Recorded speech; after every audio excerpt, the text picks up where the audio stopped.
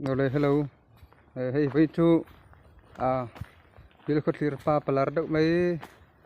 putluang at tawchong ina kalasip Pilkotlir lo do na tuifin riya dati daw ka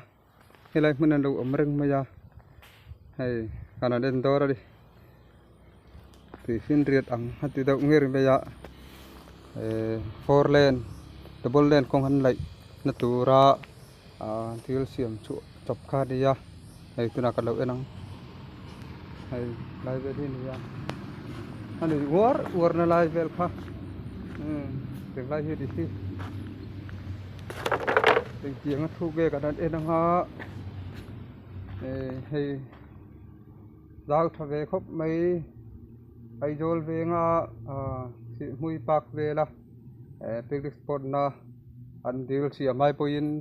azau deu tho tura tu kang ha ya amuna tak tu kala kalchi la watu hiat hey bao sai tak hiarin kan te to ra ni thuk jong ek tiang a thuk he bel chiang lok tiang a thuk khop mai le kathing pumpa tu kan pil thai do ra ni he kan te thua khang ha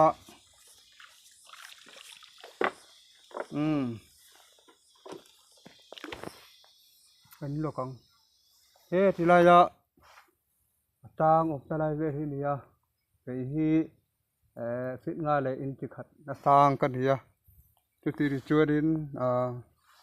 patling pumpa tu ban pil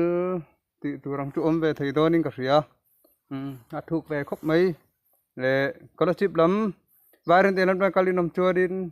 pil khop pel he ta bol lo pai na bula ha no ma to location dik tak kan han post an ni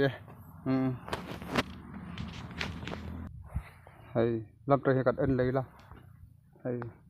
nil phai ve pat maya chiang da en du tan anim pol potak kom ve tok media thuk thave lutuk akhring pon lo apopuk maya thing puya bong mate tel claim ang do le on ya thing pui po ang che lo ko sai tiam lo wa hey tu na chon chiak tokin at ilu je lang te khan ti ya chiang ser ko ren kan post lang do ra ni hey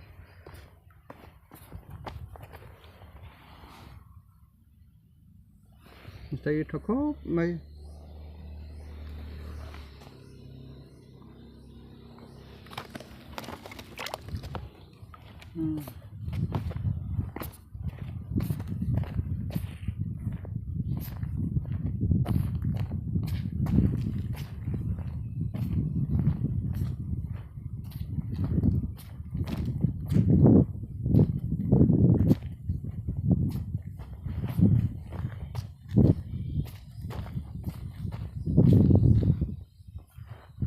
thầy trông hi